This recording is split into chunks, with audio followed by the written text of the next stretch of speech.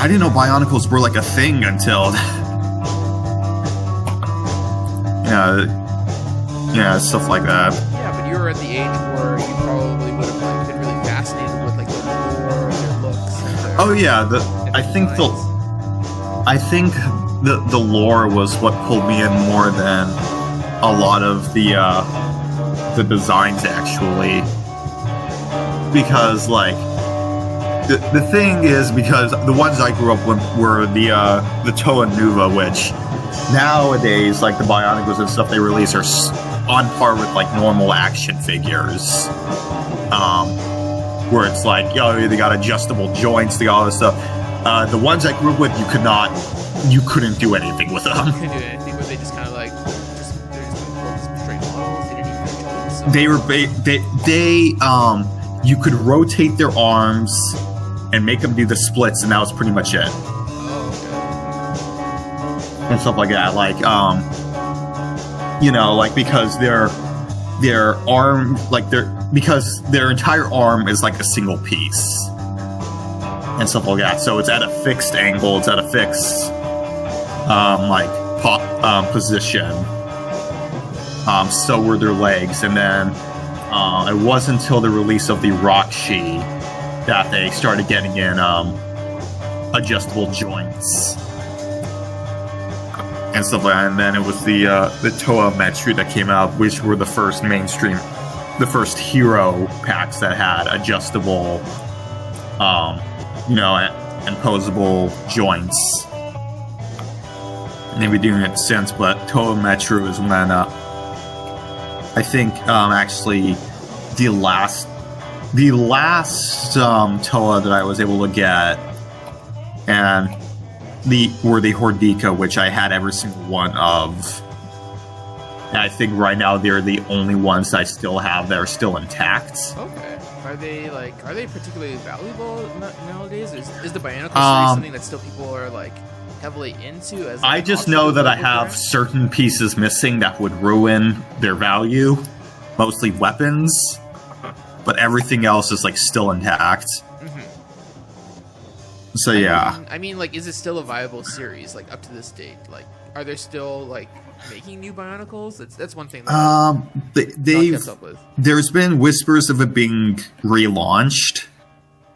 I know back a few years ago they tried to rebrand it, and it didn't work out so well. Part of it was because they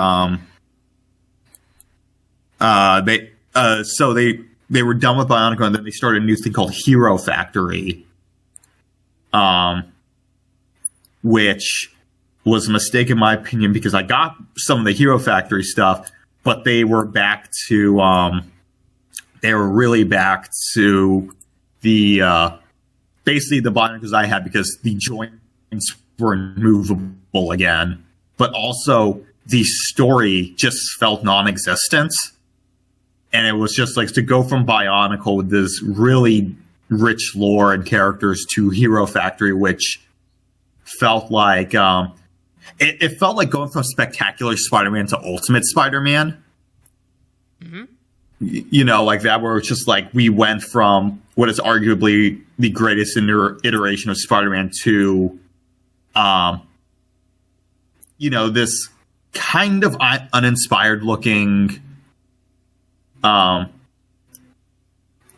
of way to pander into the mainstream.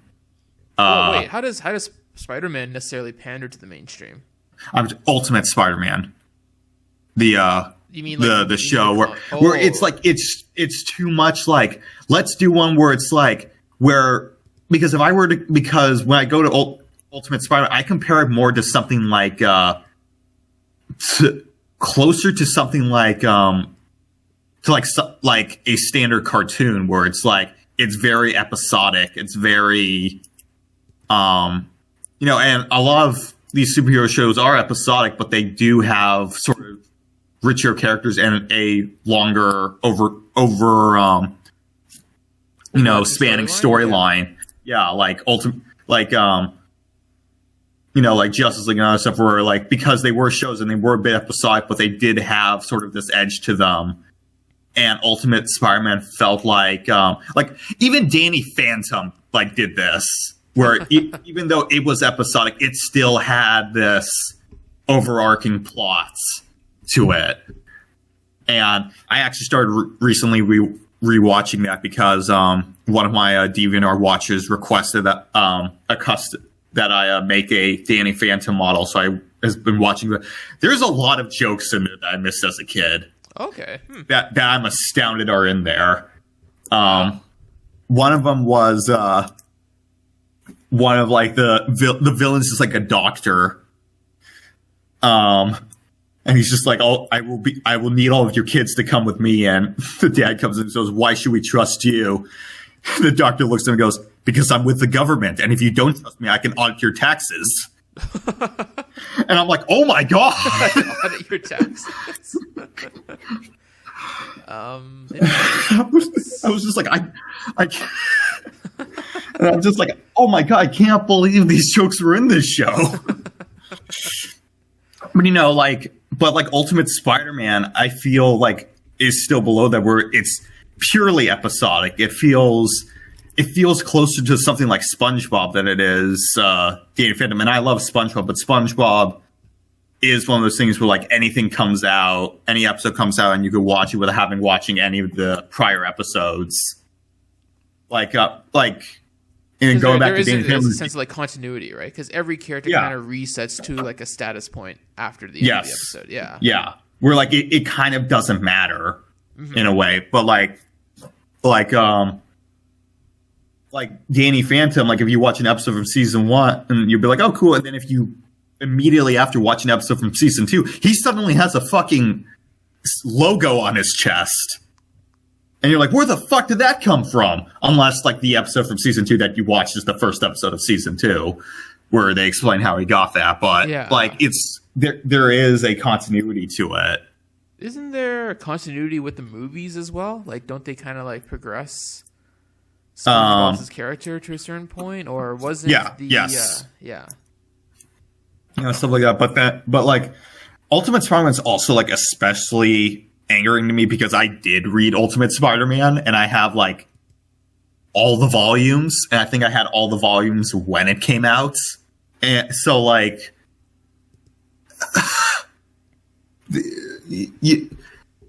I'm gonna like Ultimate Peter Parker is a bit of an asshole and stuff like that, but like he's a justifiable asshole, and just like he's a teenager and like the world around him just sucks.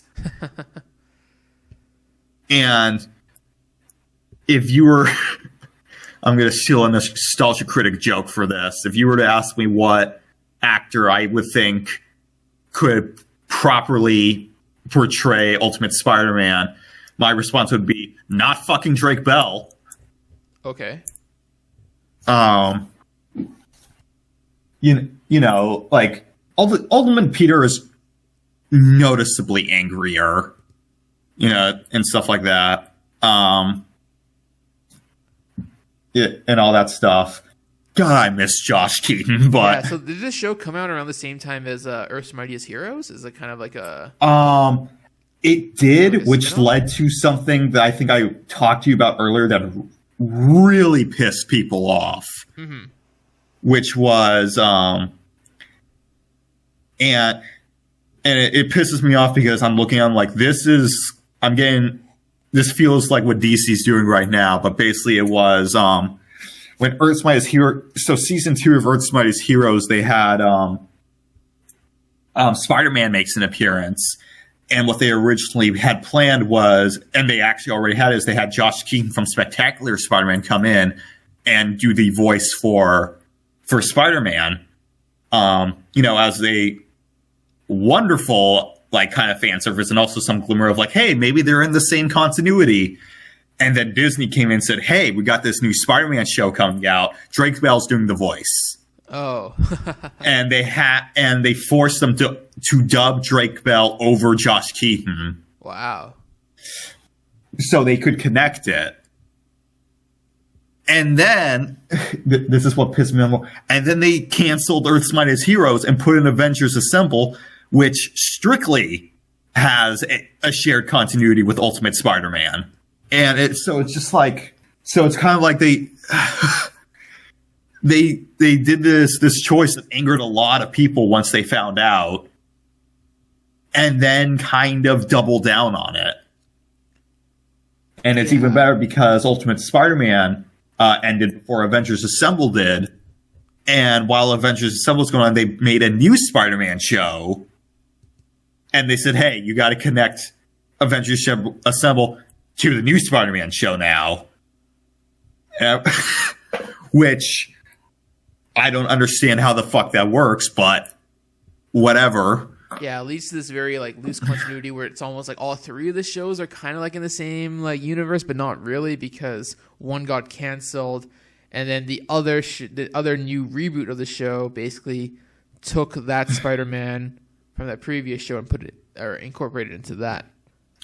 Well, the thing that also takes me off with it is the fact that so they had Wolverine and the XMen, which is a pretty great X-Men show, but that one was also... Yeah. I watched that one. That one is tied into the Earth's Mightiest Heroes continuity. Oh, really? Okay. Huh, I didn't know that. Yeah. Like I think they share the same voice actors. They share similar designs with characters that they share across. So like Nick Fury shows up and it's the same voice actor and it's the same design. So they have that. Mm-hmm. But... And it's like, why wouldn't you let them connect Spectacular Spider-Man, you assholes? It's all about the rights issue, right? Because I don't know if you've heard about it, but from what I was, I know, but basically they could have still had Josh Keaton do the voice. They could have, but apparently at the time Disney owned like the rights to Spider-Man cartoons as long as they were under 30 minutes, and then Sony would own everything that was over 30 minutes, where it was the reverse for the live action. Let me find the let me see the average episode length of an Earth's Mightiest Heroes episode. 22 minutes and 33 seconds. So, yeah. No, okay. Damn it, Manta, show up. I got shit I gotta do. I know. It's okay. I mean, like... Just stay however as long as you want, and then we'll see if Manta joins, and if not, we can always postpone to like another day. We can make this about Spider-Man and just kind of like your rants on. We're just gonna rant about Spider-Man. How many people are gonna find out about the Earth's Mightiest Hero stuff? I don't know. It's such a good show, though. Actually, I have the whole series on Blu-ray, and I'm just like, you're now making me want to watch it. You know, that's why I always find so amusing when they have because I always see these because DC videos I recommend where they're just like, the animated series is the best adaptation of the DC universe, and they always have it like on the Snyder videos and it was of like from the DCU. I'm like, yeah, and Earth's Mightiest Heroes is the best adaptation of the Marvel mythos. What's your fucking point? Yeah. And it's just like but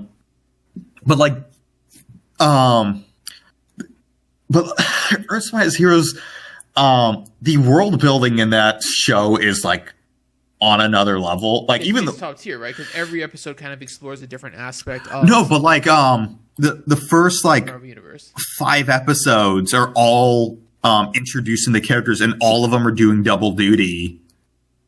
Like Hulk's episode sets up the Hulk, but it also sets up Hawkeye's storyline. Mm-hmm.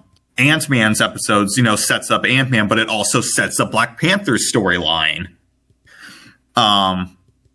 And then Thor's episode sets up Thor, but it also sets up Loki's ploy, and he's the main villain of the season. And then Captain America's episode sets up Cap, but it also sets up Kang the Conqueror and what he's doing. Okay, yeah, I get what you mean. And stuff like that. Well, that's also what I'm talking. Like what's amazing. What I also love about it is it basically takes my MCU video, the concept I'm talking about, my MCU video, and basically just runs with it. And they use these characters to establish the sectors of the universe. And it's like how every member of the Avengers kind of has like their own niche, their own era, like their own kind of like genre of like world building that they kind of interact in, and then from there they expand into like what villains are doing or how they've affected like the storylines or the personalities or. Well, yeah, like that's what that's what I argued in the video. I think that is the biggest missed opportunity of how DC built their universe. Because, and I said in the video, I'm saying it here, if this is going to be a podcast, anyone who says that DC was rushing it because the characters needed a standalone film so we could introduce the characters doesn't know what they're talking about. Mm-hmm. Because any movie that exists has to introduce characters. You don't do a Flash movie so you could introduce us to the Flash. You do a Flash movie so you can introduce us to Central City and the Speed Force. You have to explore what makes the Speed Force so integral to why Central City is the city that it is and why the Flash happens to reside in Central City. So it's all about establishing the city as well as the characters to kind of like create like this like holistic backdrop for why they're being superheroes and existing in the way that they are. I like like part of it is like if Thor had no standalone film, people were like, well, we want to know who Thor was. It was like, no, we want to know what Asgard was. And that's what we said. If Loki showed, like, if we did do that and we come into Avengers, and Avengers was tasked with the duty of introducing Thor, Avengers is tasked with introducing Asgard, and it's tasked with introducing Asgardians. Mm-hmm. And that's where the problem comes in, is that these characters are the linchpins of the universe, and that's why it was just like, you know, you introduce Wonder Woman not just introduced because we were in, and part of this where you can see this is Wonder Woman is introduced in Batman v Superman, and it's just her character that's introduced and stuff like that, and she works for most of it. For the most part, she works for it. And Civil War does this with Black Panther too, but we needed their standalone films to be to introduce Themyscira and Wakanda. Exactly, yeah. Because we see in Civil War they do enough with Black Panther that you kind of understand, but you don't know anything about how Wakanda works. Well, the thing is that like you have like those big team up movies, right? Where you have one director who's kind of like figuring out what these characters are going to do as part of the team up. Whereas when you give them like their solo film, there's another director who has more creative leeway into kind of crafting the origin, the world. They should try to connect, but they don't necessarily have to. And that's why I kind of like appreciate the solo films either coming before or after the team up films, because you don't necessarily need to explore the whole world in the team up film unless, as you said before with Loki, like you would have to like introduce Asgard and pre-establish why Loki would be such like a villain up to that point. Yeah. I'm pretty sure we did a video on this before. I'm pretty sure we actually did a podcast on this. We actually did a podcast. This exact topic, because I think I was talking about the Mummy. Oh, okay. Because I remember I think you had supported preferring to do solo movies before the team up, or were you more of an advocate of like it doesn't necessarily matter? I think it really comes down to your execution and what you're trying to do. I think DC, their world is big enough that that some characters have to have a solo before the team up. Just because of how like just how all over the place their the world it comes from are. Like I think Aquaman would have benefited from having his movie come out beforehand. Okay. Just because you're bringing in Atlantis and Justice League. And I think if we like, we of course would be getting a different story if Aquaman came out before Justice League, but we would have a better understanding of how Atlantis works and how in the kind of world that Aquaman comes from. So, you know, instead of because the thing that will stop a story more than character introductions is world introductions. You know, there are very efficient ways to do world building, but you know, sometimes you kind of have to realize how much you're putting on, whether or not what you're putting on screen is too much. Like you know, in this the series I'm writing, like I think I had to plan beforehand what parts of the world I was going to explore in each installment, because I couldn't just put the entire, just go through the entire world in just the first book, because one, we would have nothing to explore in the other ones. We have nothing new in the other ones. Yeah, but for the example of Aquaman, at least from the tidbits that we gleaned from Justice League, they kind of established like a more ancient, like modern day era Atlantis, Arthurian legend underwater. While the Aquaman movie is like the current status of like Atlantis and like post fall and what I think. Well, like what it I think the Snyder Cut actually I wish we could fucking talk about this.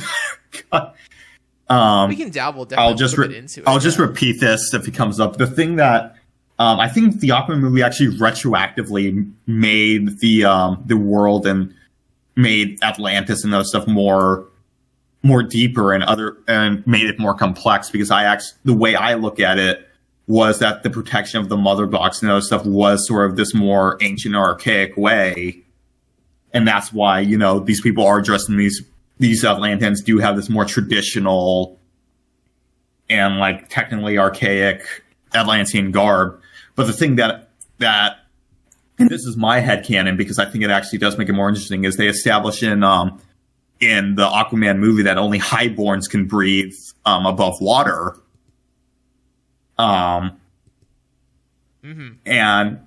all the guards who guard the Motherbox can breathe above water. Breathe above water. Okay. And I'm just like, that's really interesting in a headcanon, because it means that this is still recognized as a duty, that even highborns are just brought out to guard this box and stuff like that.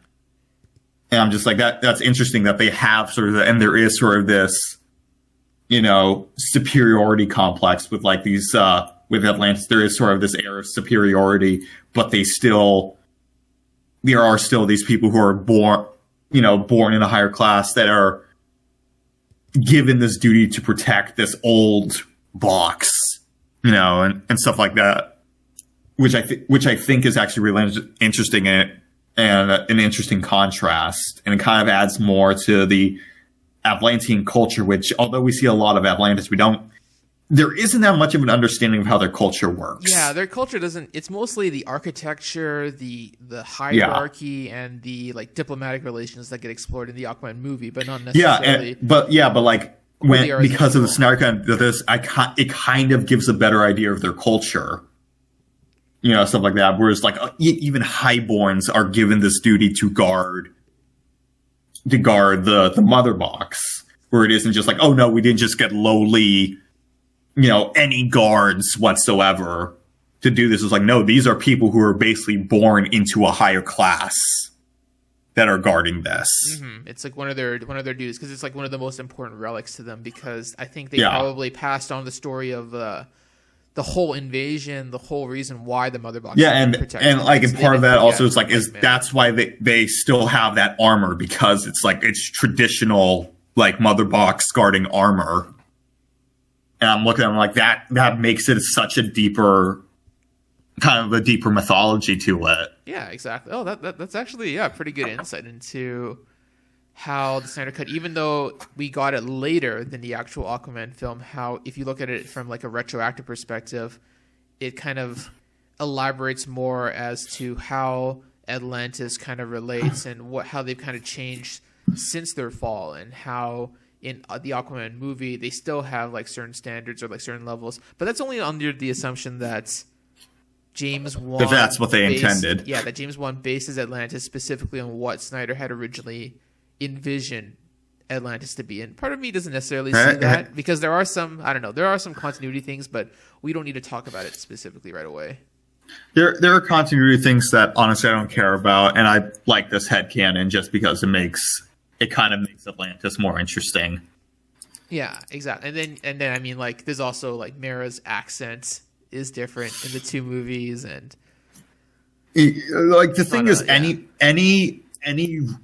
like continuity error that someone could bring up the Snyder Cut, I could bring up another superhero movie where no one cares about it, or at least doesn't care about it anymore. Like, you talk about the accents, you talk about Scarlet Witch changing her accent after.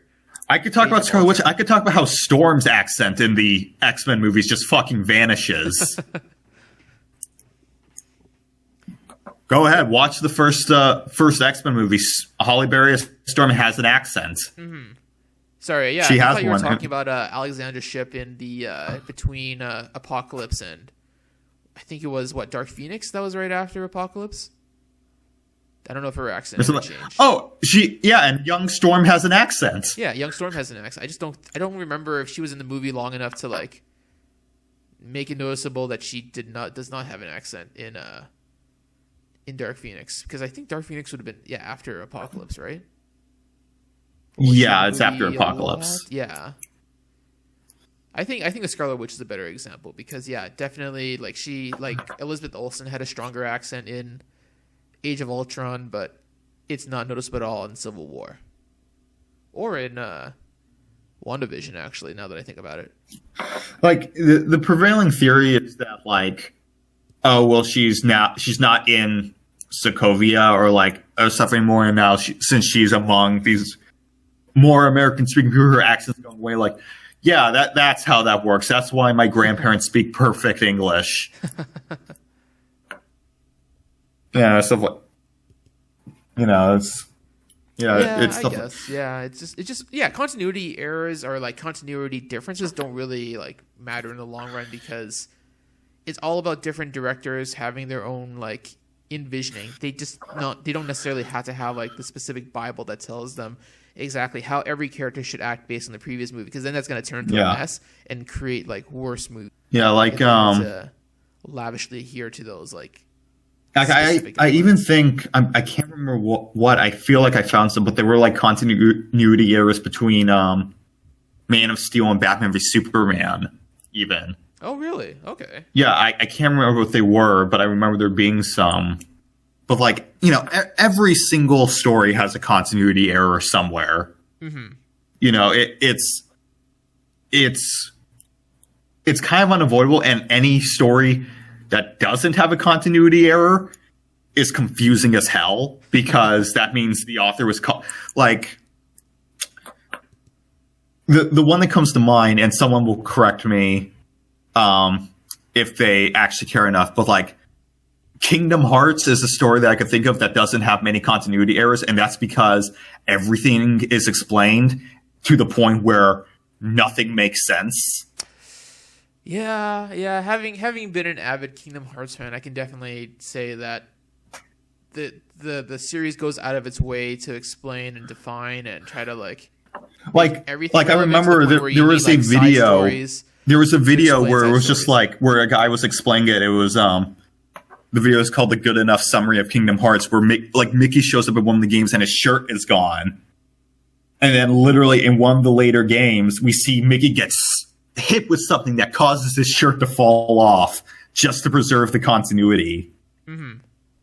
Yeah, because there's a lot of time travel in Kingdom Hearts. Where it's just like where everything is explained and everything's done, and it was just like a story that goes out of its way to have continuity that lines up is one that's overly explained. Exactly, yeah. And one that's kind of confusing. Yeah. And like it's when they go like over more than they necessarily need to, where it kind of gets a little bit crazy. Like my favorite continuity like retcon just because of how full of shit it was when they tried to explain was when Homecoming came out. Yeah. And this is the one I was bringing up when they were talking about like, well, Mara said her parents were dead. I'm just like, yeah, and Spider-Man Homecoming said Civil War took place 8 years after the first Avengers movie. Sliding timeline. The comics do it. I'm sure the movies will just make that up. As well. This is my favorite part. Is Kevin Feige came out and said, no. We have a timeline. You guys haven't seen it, but the timeline works and it's consistent. Infinity War comes out, And no, No. no, it isn't. No. Yeah. Because Tony goes back to, because, before Homecoming, the movies tended to follow the same timeline as their release schedule. So, the Avengers happened in 2012, and even Endgame goes like, yeah, it happened in 2012. And then Infinity War comes out 6 years later, and Tony states that the New York incident happened 6 years ago, which is consistent with the previous thing, meaning, no, Spider-Man Homecoming is the anomaly. It is not the corrected timeline. It is the anomaly. Mm-hmm. So when he was just like, oh, no, we have it, and it works out, I'm like, yeah, you do. Homecoming still breaks it. Yeah. And stuff like that. So, like, and no one makes a deal about it anymore at all. So, this idea where it's just like, it can't fit into canon because of these details. I'm just like, yes, it can. Movies do this all the time. All the time. There are plenty of sequels that only happen because something in the first movie is retconned.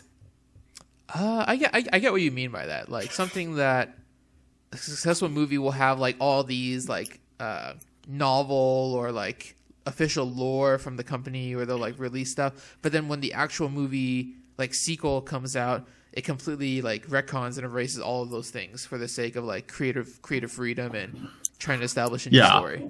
Yeah. And it happens for every franchise, and that's why it's easier just to say it's all a multiverse.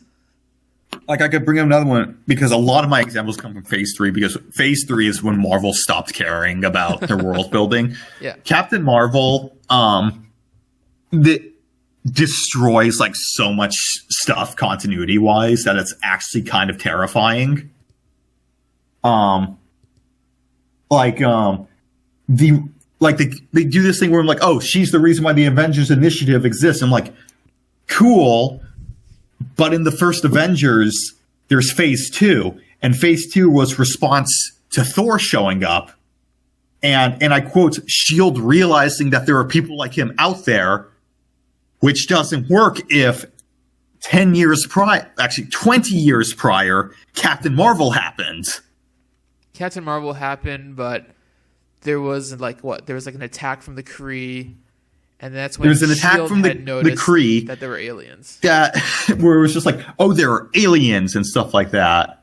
And in Avengers, they go, no, we're doing Phase 2 because because the events in Thor, when the Destroyer comes down, that's when they realize that there are people out there that we can't deal with. I'm just like, aside from the Skrulls and the Kree and stuff like that, where it's just like, so they retcon in that, like, no, they always knew about these people and these threats out there and stuff like that. And you could kind of swipe it under Thor going, Thor's like, people have no quarrel with you. And then Fury goes like, yeah, but you're not the only people out there, are you? You could kind of sweep underneath that, but they have this thing where it's just like, the Kree freaking, like, showed up. Yeah. And like, Kree and Skrulls showed up, and they were kicking S.H.I.E.L.D.'s ass. And stuff like that.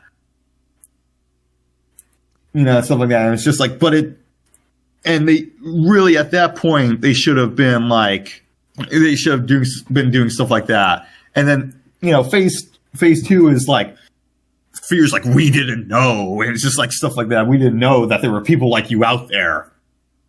Like stuff like that. Yeah.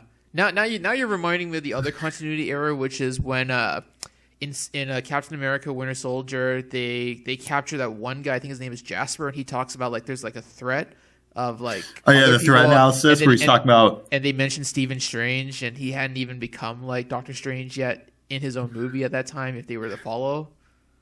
I thought what you were going to talk about, and this is the one where I'm just like, what the fuck is the timeline, is Bucky falls off the train, starts getting the surgery, and Zola, like, injects him, and he's like, put him on ice.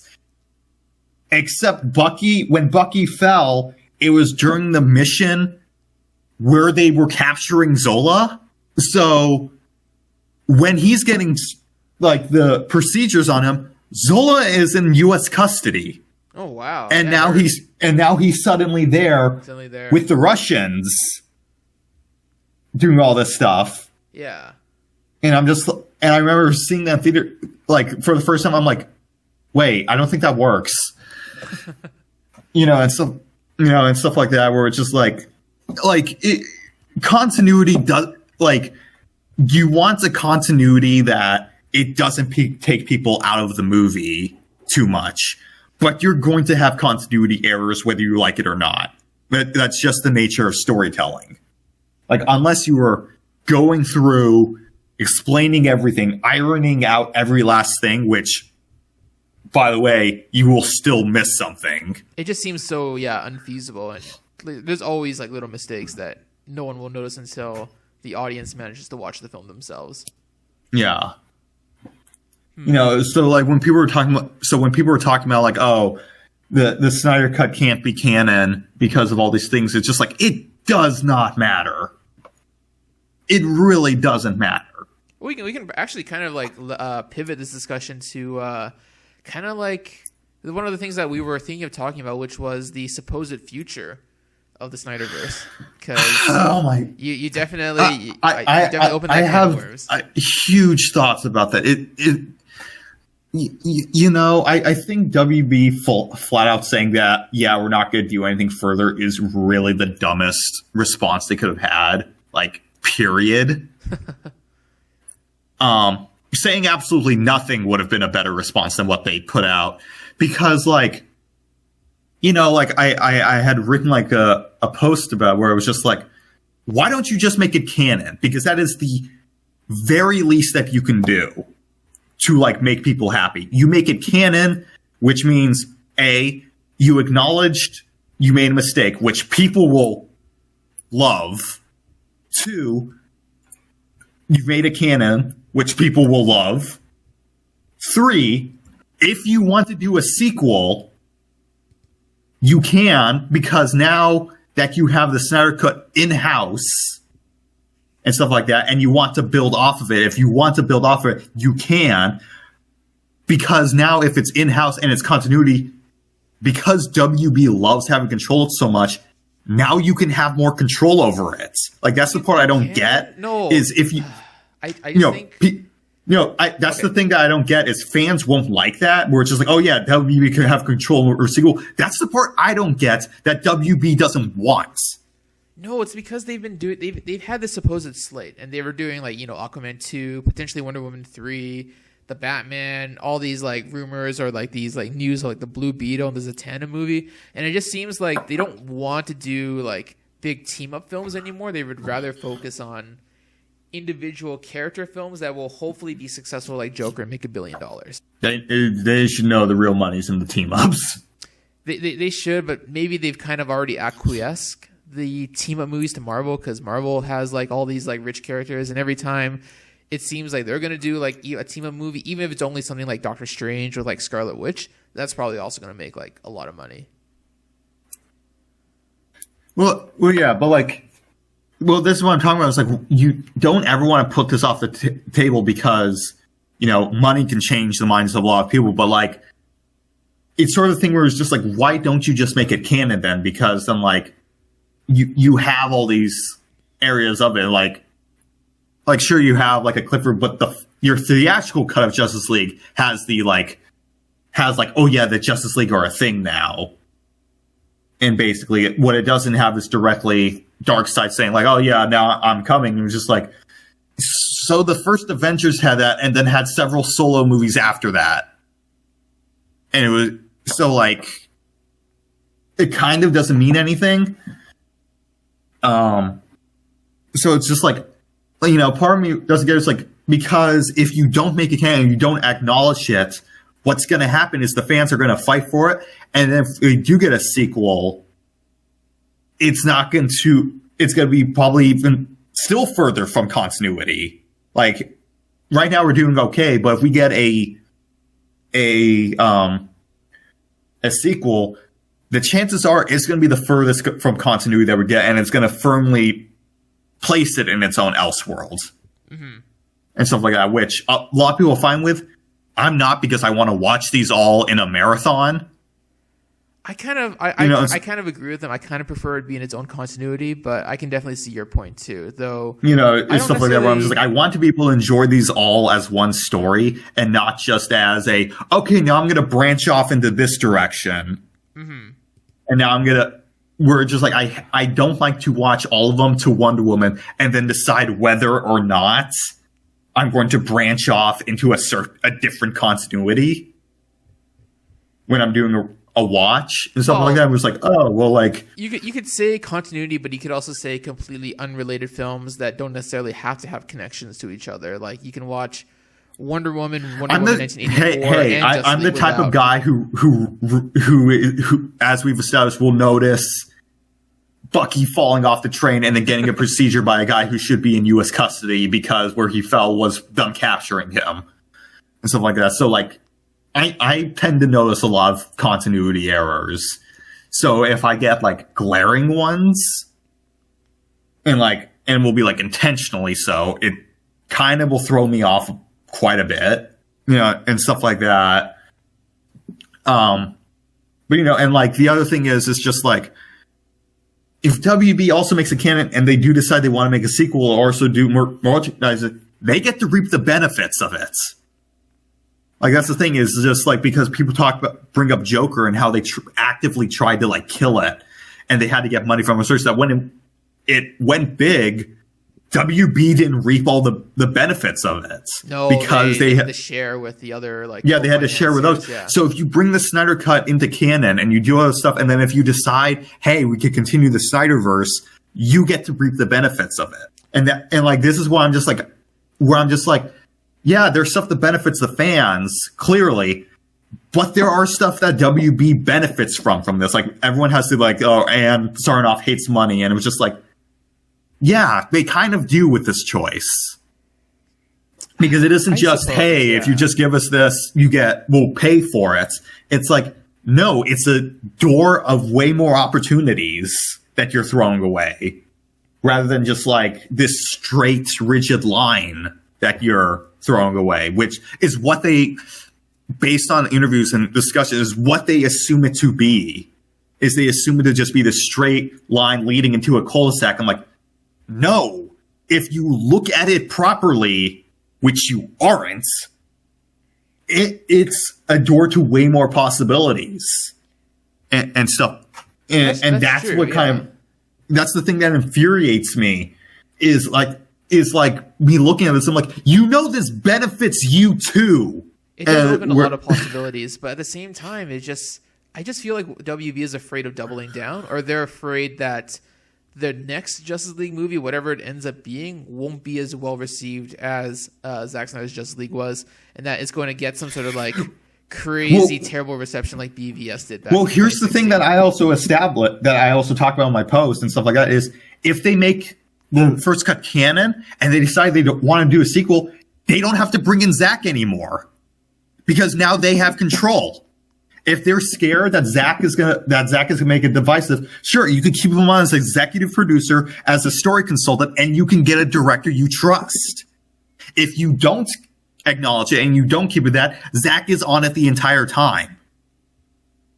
It's basically his story, right? It becomes his thing the entire time. Because I was talking about, like, and I'm just like, yeah, because when Marvel brought in the Russos to do the last two Avengers movies, yeah, that didn't totally work out in Marvel's favor and stuff like that. When they saw that Age of Ultron didn't perform as well as they wanted it to, yeah, bringing in the Russos didn't help them. It was just, no, but this is the thing they're completely missing, is they see it as just this pure straight line that if they want to do a Justice League movie, they have to do it with Snyder. I'm like, no, you don't. Sure, you could keep Snyder on for story input and stuff like that, just like what he seems to be doing now. Like, and what he did with Wonder Woman, like the first Wonder Woman and all the other stuff, someone that keep with continuity, like, or also how James Gunn was brought on for Infinity War to make sure the Guardians were written consistently, and stuff like that. It's like, is if you take it and you make it canon, you have this control, and if you're so scared, you could bring in another director and you could bring in another crew that you have more faith in. You can't do that when you don't acknowledge it. And the fans keep on petitioning for you to restore the Snyderverse, because then you're staying on the straight path and you're going to get that straight thing. And this is what I mean by I find it so short-sighted of them to not see that because people were talking about, like, they're trying so hard to be like Marvel, but they are doing everything to prevent them from being like Marvel. This is another example. They are presented with something that happened to Marvel. Exactly. Yeah. They're just kind of like, and stuff like that. And they aren't learning what Marvel did with it. They're not doubling down. They're not trying to keep going forward. They're not trying to, like, they're actively trying to avoid it. Yeah.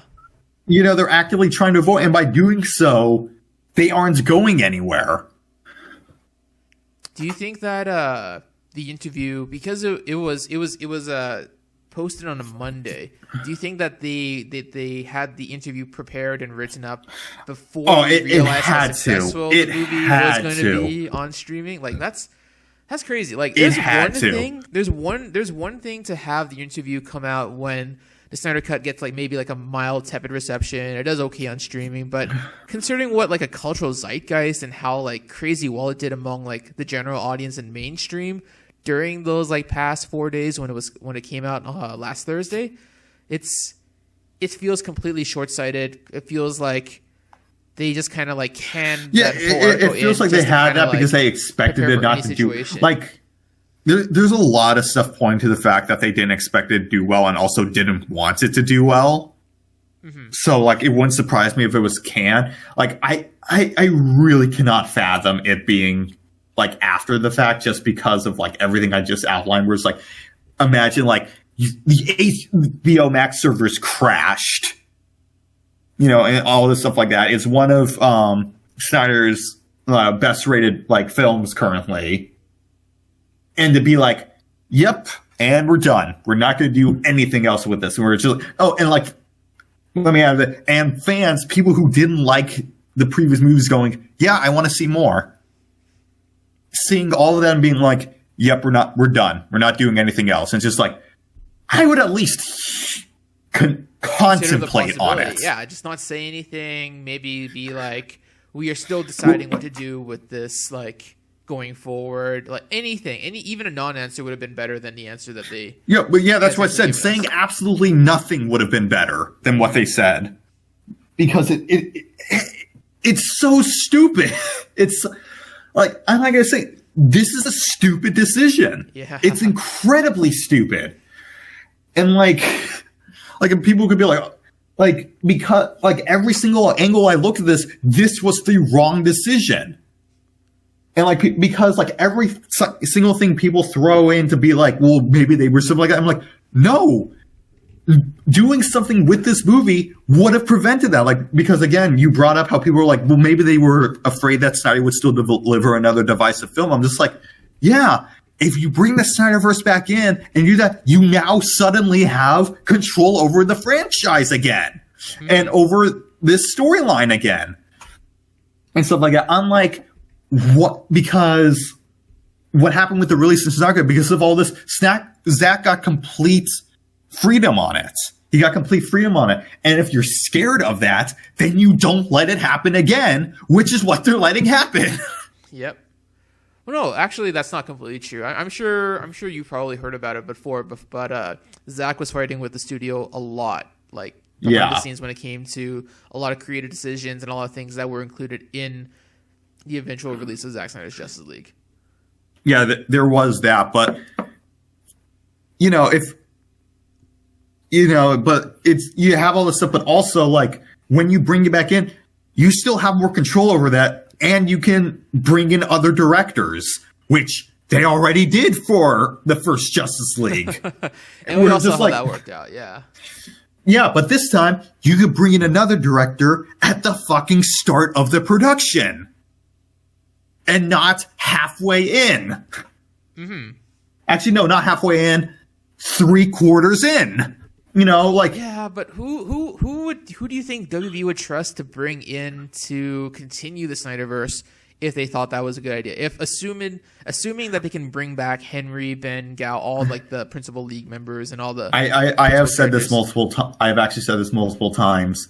I'm going to say first, one of the more obvious choices is actually James Wan, just because he could, he's done the Furious movie, so he can work with ensemble cast, but also what he did with Aquaman, so he can bring the visual scale. Mm-hmm. And that's but the other one I said is, if Andy Muschietti can get Flashpoint to work with all the shit they're throwing in there, you give it to him. Okay, you give it to him. Like, if he can make Supergirl, Keaton Batman, Batfleck, Flash, all this work, you give it to Muschietti. If you want to do another one, you give it to him. If he can do it. That's okay. This is the Russos with Civil War test.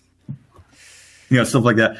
Wow, the Russos got Civil War, and their success with Civil War is what let Marvel trust them to do the next Avengers movies. Stuff like that. And as far as I know, Andy has a good relationship with the studio. He's got a good relationship with Walter Hamada for whatever reason, and stuff like that. So he's already on good terms with them too. So it's just like, I think also like James Wan, I think has because of like all the Conjuring stuff and stuff like that. So you have these two directors who already have good relationships with the studio and have already proven that they can deliver. Mm-hmm. So if you don't want to bring Snyder in, you have two directors that you can do this with, who, like, hopefully Muschietti pulls it off. But if Muschietti said, you already have James Wan, who brought you $1 billion who has been considered for a long time the joke of the Justice League. Yep. If that was a possibility, do you think they would want to though? Do you think they would appreciate being brought in to essentially replace Snyder to continue his storyline, even assuming that they were like going to keep all the Justice League members?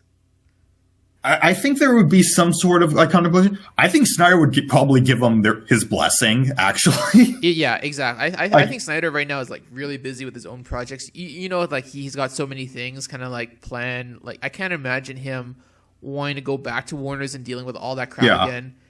Like that's soon. The thing is, people want the Snyderverse, and Zack is like, yeah.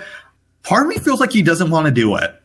Yeah, I kind of like part of me feels like he's actually really tired of this, but like he doesn't want to just shoot down fans because he's an awesome guy. It's because he's too polite. He doesn't want to shoot anybody down because he knows how like supportive the fans have been. I feel he's really at the point of like, hey, if the fans want it, I'll give it to them. Stuff like that, where it's just like, but like, I feel like if we were really like asking him to be honest, he'd kind of be like, I'm a bit tired. And I kind of want to move on to other things and like, stuff like that. That's why I assume he would probably work on at least other films first. Like, we wouldn't see any sort of like Justice League continuation until maybe 2024, 2025 at the earliest type of deal.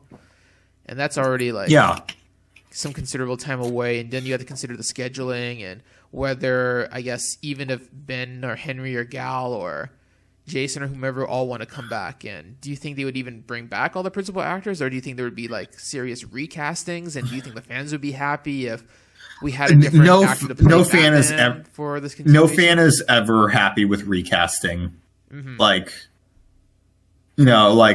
I'm totally fine with recasting because, again, like continuity errors, it happens all the time. Yeah. It's just like, and it's just part of the movies is storytelling that you have to get used to, that recasts happen. So like, I know a lot of people would be incredibly angry. I would be very disheartened if they couldn't keep Henry Cavill on because like, mostly because, like, he's perfect, but also, like, what the fuck were you guys doing? He's been waiting for so long. If anything, you would think that the Snyder Cut coming out they finally can bring would like compel more people to want to have him continue on the role. And if as long as he wants it, then I'm sure like that. Well, like that's part of it. Cavill wants it. People want it. WB's the only one who's deciding that they don't want it. Yeah. And it's, and like it's even so people odd. who do not like Man of Steel and Batman vs Superman, like a lot of their problems with Henry Cavill is let him be Superman. A lot of people, like as far as I know, no one dislikes the casting. They just dislike the writing and what his character has to do, and stuff like that. Yeah. Like I don't think I've ever seen anywhere that he's a bad Superman. They just don't like the character he's playing. The only people where I've seen, oh yeah, he's a bad Superman, are people who don't know how, the filmmaking process works. Like these are the people who like say like, who would blame like an actor for a piece of dialogue that they have. Or they're just lavish, like nostalgic fanboys for previous interpretations of Superman. Who Well, I remember like when the prequels are coming out, like with the prequels where people would blame Hayden Christensen for the sand dialogue. I'm just like, he didn't come up with the dialogue, and also you try delivering that dialogue in a way that sounds natural. And somebody had to approve that take, had to approve his performance of that scene, and if anything, all the accountability should go to whomever that person was. Yeah, probably the director. There's a ton of stuff going on with stuff like that. But like barring that, like again, I haven't seen someone who goes like, "Oh yeah, he was miscast. Henry Cavill was miscast as Superman." Stuff like that. So like that is the one where I will genuinely be disheartened if he's recast. A lot of the actors have a lot of,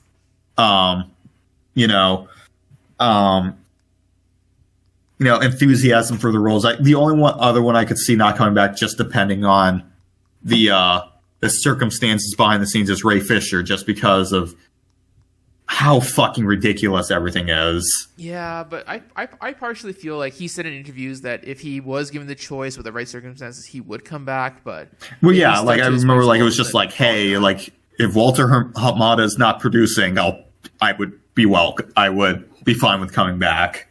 It was stuff like that.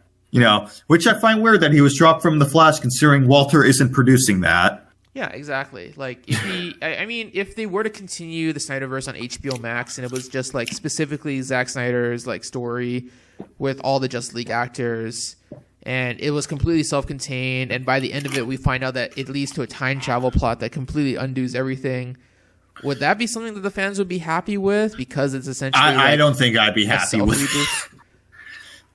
Yeah. Well, and part of it is, I think I've said before, is that I know they have changed since then, but the storyboards he had for the second parts, not the biggest fan of.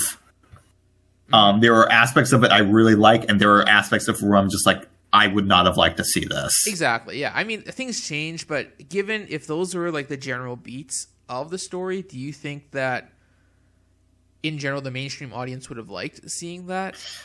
If it was all leading to a... I think there are some people who'd be really like excited, that'd be real pleased, but I don't think I would enjoy... Like the one that like sort of just threw me off is,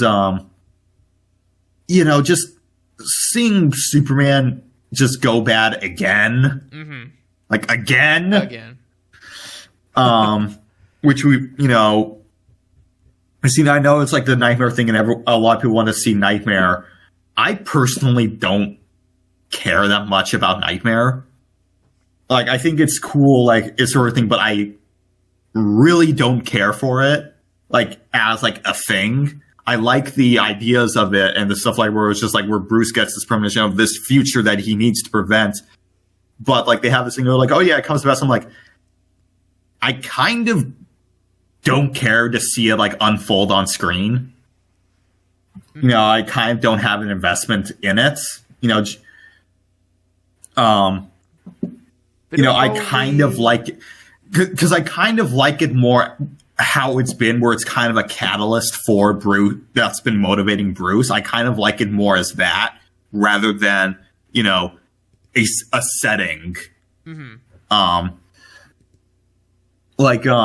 You prefer the more kind of like dreamlike nature, the more kind of I like the dreamlike nature of it, the abstractness of Bruce's psychology interpreted like visually as the Knightmare.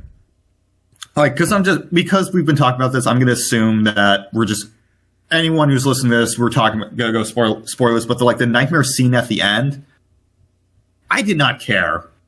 Like, the whole time I was just like, and the only thing that I found interesting about it was, Bruce wakes up, and from a story perspective, the only part I've liked about it is he founded the League, and he's still getting these nightmares. Mm-hmm. And that's like this, oh, fuck moment, where it's just like, no, it's like, in, Mortal Kombat 9, where Raiden gets a premonition from the future, and his amulet cracks every single time, like, they head closer towards this apocalyptic future. Mm-hmm.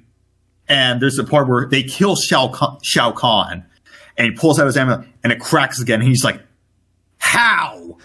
Shao Kahn's dead. How the fuck does this work? Yeah. I remember that. I played the story mode. That was pretty funny. And that's what that moment felt like with Bruce waking up, where he's like, no, this shouldn't be happening.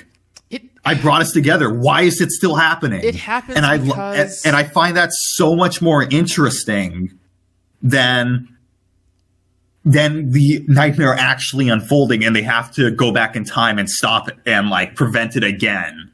It happens because they kind of established, like, around the second half of the movie that when Cyborg does what he does to activate the mother box and bring back Superman, he has his own nightmare future, like, vision scenario.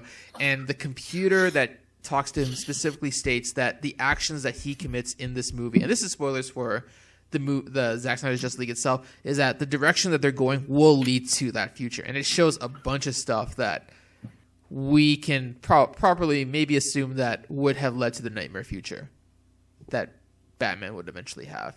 Here's the thing that throws me off about that, though. Okay. Is they have Flash, and Flash cheats. Because, to be honest, the future that they were actually heading towards is the Unity going off and killing all of them. But Flash reverses it. So then they show that future, but in that, Flash reverses that one too. So already, that doesn't work, continuity-wise. A little bit, yeah, but no. We have that. What the Flash does, by going really fast, by turning, by it doesn't necessarily prevent the future from happening. Also, the future was going to happen when Superman came back to life. I think what's also leading this is I did not like Apocalypse War, so I've already seen sort of a nightmare scenario. And Apocalypse War was just so, like, I don't need to see it in live action.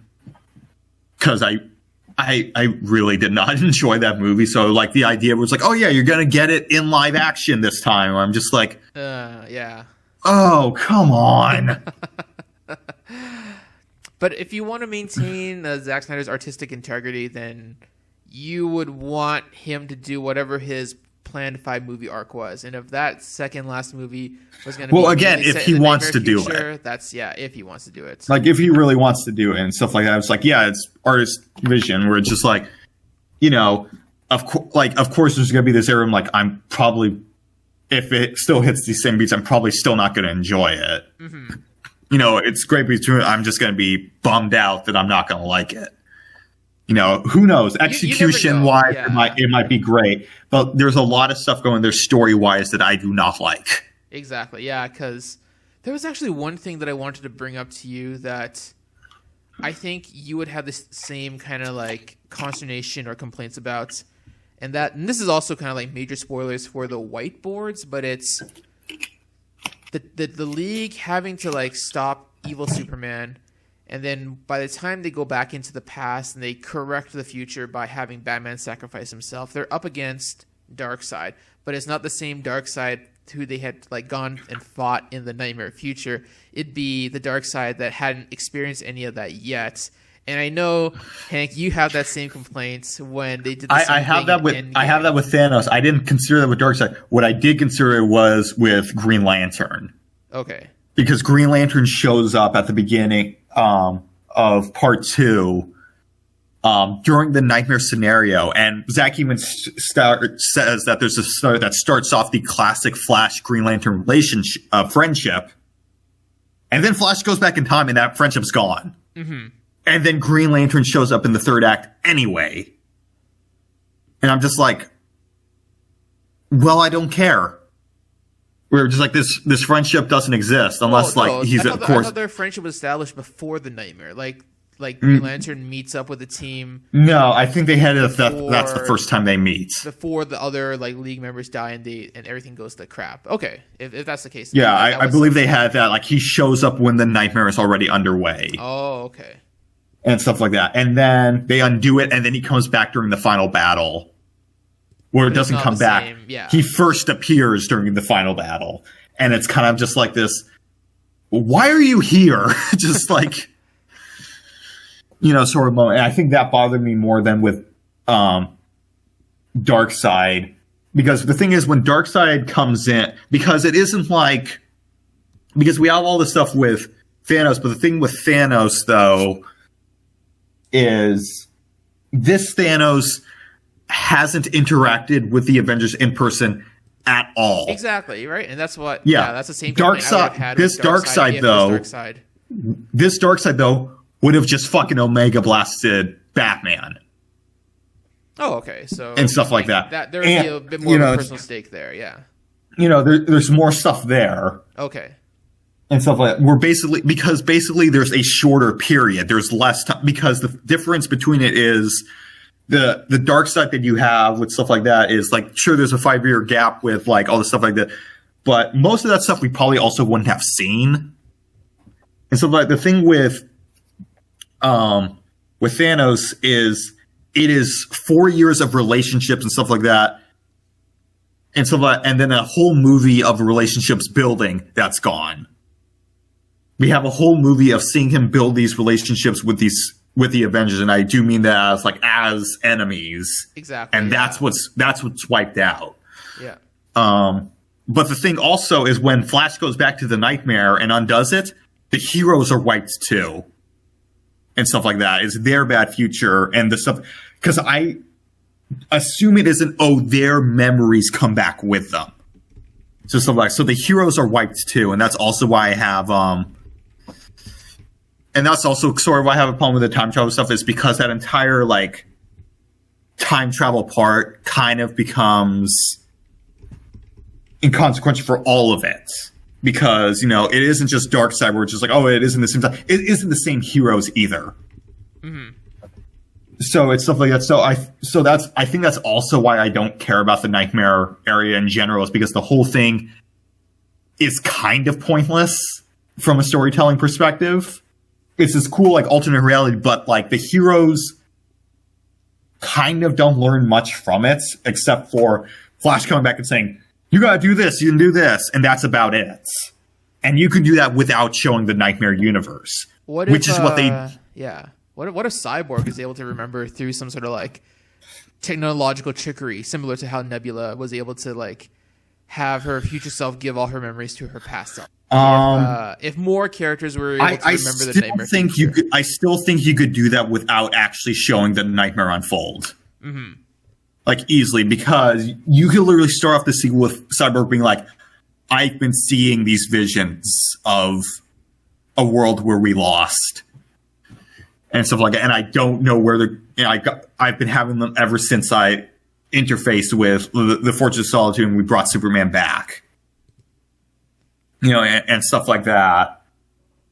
And we were able to, and that way you could still get glimpses into the Nightmare universe and the Nightmare timeline, without just being like, okay, we're going to have it all unfold, because ultimately the only reason you have the Nightmare timeline, the only reason it exists is for it to be undone. That's the only reason it exists. Kind of, yeah, but it isn't done. It isn't there to prevent it. It's there to be undone. It's there to be undone, but the things that we learn about in the Nightmare future can establish this differing interpretation or different character arcs for some of these characters. Well, there's stuff like that, but the thing I will give Endgame props to is they are undoing the snap. They aren't going back and undoing the event and stuff like that, because of that, the characters and their experience they've had stay with them. I do appreciate that too. Yeah, and that's stuff like that. The problem with the Nightmare thing is they are undoing an entire timeline, an entire of experience and stuff like that. So it feels it feels more like a pointless detour than it does something that really needs to happen. And stuff like that. And I feel a lot of these story beats that you want to get can happen without actually having to show the Knightmare timeline unfolding. And I think it still works better as a premonition of something they needed to prevent rather than something that's going to happen and then they go back and they erase it and then this keeps on going. Because if it honestly feels like padding. Yeah, but okay, so the idea was that the whole Nightmare stuff would have been resolved with Justice League Part 2, and then Part 3 would be more about all the people and superheroes of Earth uniting to defeat Darkseid at the end, finally. Do you think that would have been a better compromise if the Nightmare Future was just simply limited to a certain section of Justice League Part 2 and was mainly there to kind of like establish his Batman's eventual character arc? From what we know? I think I just want the Nightmare timeline to have a greater consequence in the story that happens afterwards. Because mainly the main consequence that happens is it doesn't happen. And that's it.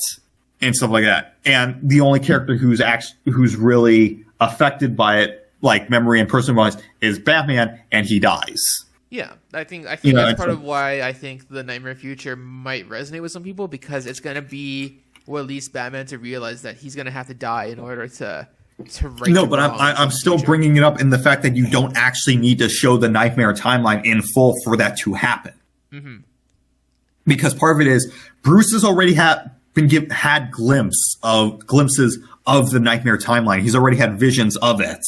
Premonitions of it. So you don't actually need to show the Nightmare timeline happen. You just need to show these selected, isolated incidents of it, of that vision and that future, rather than, here, it actually happened, and now we need to prevent it. And so, because it literally becomes the storyline, and then it goes back and undoes it. And like, no, you don't need to actually do that. And stuff like that. Because you can do it in a way where you can still treat it as a vision and a premonition rather than this is our setting.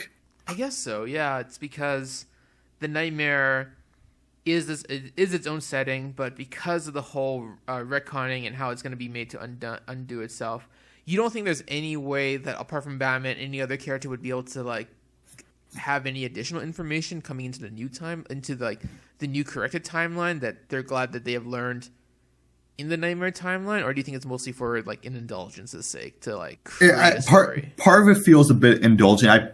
Because there are things that Snyder puts in because it's cool. The Nightmare scene whole timeline does feel like something that's put in there because it's cool and stuff like that. And a lot of it is cool in terms of aesthetic, but I think in what it brings to the story, it has its impact. But I think the impact, Snyder's kind of overestimating how much of an impact it will actually have, and stuff like that. If that makes sense, where it's just like, it's important to the story, it's not that important. Yeah, well, we'll see. Like, I know from the whiteboards and from what Zack has told us, like, not only in the interviews, but like in all the other like interviews that he's had with other outlets, is that they've already like changed a lot of the story, and that there are new whiteboards that would have told like the eventual plan, and that the old ones aren't necessarily like in play anymore. So we don't know. The example that I could come up with that like sort of works is, because we already get this in the first Justice League movie, is the Unity succeeds and goes up and Flash reverses it. But Flash has that experience. He keeps that experience, even though the whole Steppenwolf winning is undone. He has that experience, and also it only happens a few seconds after it happens. He reverses it within seconds. So it isn't like, oh, they lost, and then there's this whole alternate timeline, and then Flash goes back and reverses it, but now it's a different Flash. Mm-hmm.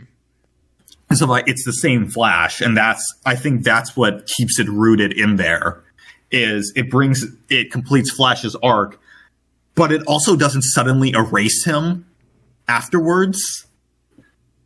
and stuff like that. So he keeps that experience. Yeah, I think And so I think that makes it work better rather than we have this whole timeline, this whole world, and these different versions of the characters, and we're going to erase all that. Yeah, I think that'll be the case for sure. Like Flash will remember everything before he goes back in time again and fixes. I think they have in the whiteboards that he goes back and then he fucking vanishes. Like he dissolves. He goes back, he warns Bruce, and then future Nightmare Flash fucking dies. Oh, okay. So then the Flash that would have been in the present timeline. And then present timeline Flash would not have known. Okay. And I think that's where a lot of my problems come in, is because when Flash reverses it in, the Snyder Cut, it's the same Flash, and he stays that Flash, and he has those experiences, and that's what allows him to push forward. So there is a clear story consequence of it. The whole thing with the Nightmare timeline, though, is the entire thing exists just so a character can go back and say something and tell Bruce something. Mm-hmm. Which, you can argue about how well it's done. They've already done in Batman v Superman and stuff like that. When you have a moment like that, kind of, yeah. But all the characters still remember, or at least he kind of contextualizes the nightmare as like a reason why he should fear Superman and why he does eventually need to take him down. Because what I think is, in terms of the nightmare, the things that we actually need to see, like this stuff that because people are like, I want to see more of the nightmares. Like the things that we actually need to see is Superman's fall and the fall of the League, and that's literally it.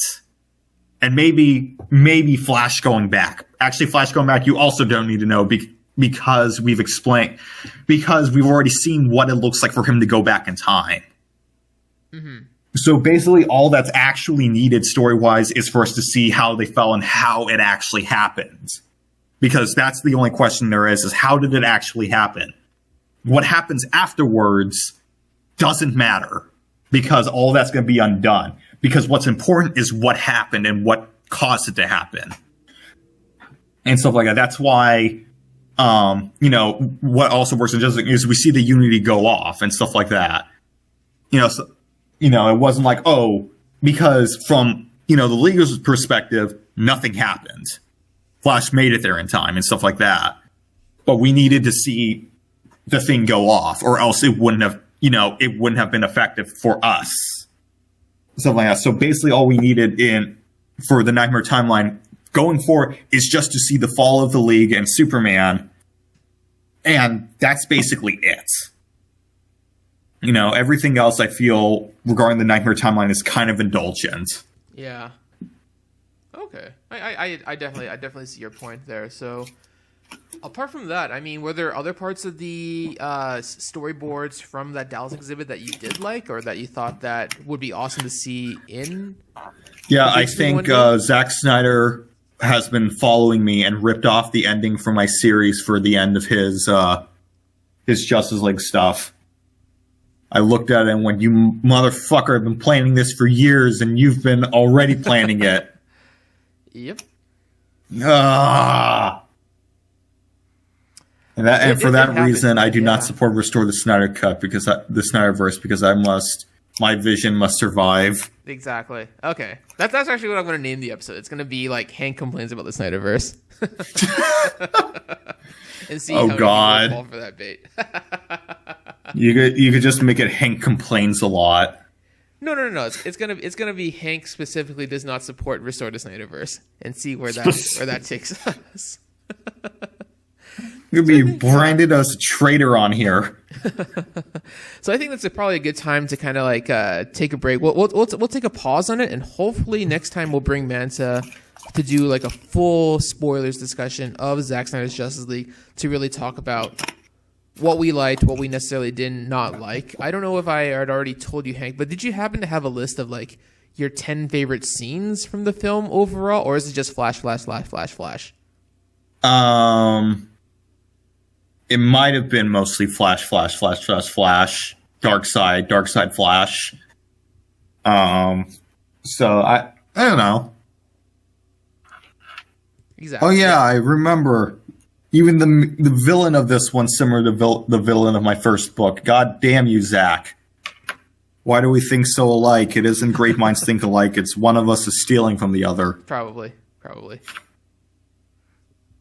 Zack. You never know. Okay, so yeah, let's call it for now, and then we will come back hopefully sometime shortly with Manta. Maybe not today. Maybe sometime later in the week. But thank you so much for Hank for joining us. This has not been an official episode of CBM Voice Chat, mostly because we just kind of like have been talking and ranting like the last hour and a half. But CBM Ramblings, just call it that. That's what I'll call it. It'll be called CBM Ramblings Episode 1. Hank does not support Restore to Snyderverse. Not clickbait. Exactly. It's not clickbait. Hashtag gone wrong. Alrighty, well, thank you so much, Hank. We will hopefully hear from you in a little bit soon. If you want to talk more about it, I'm always happy to. But if anything, you should share it with the guys in the Discord chat, because I would definitely. I kind of agree with you, actually. I'm not a big fan of the Knightmare sequence myself, because when I was thinking of my own top 10 list, I don't think I would put the Knightmare like at the end of the movie anywhere near that point. I'm sorry, everyone who's listening to this. All right, well, we will be back in just a moment.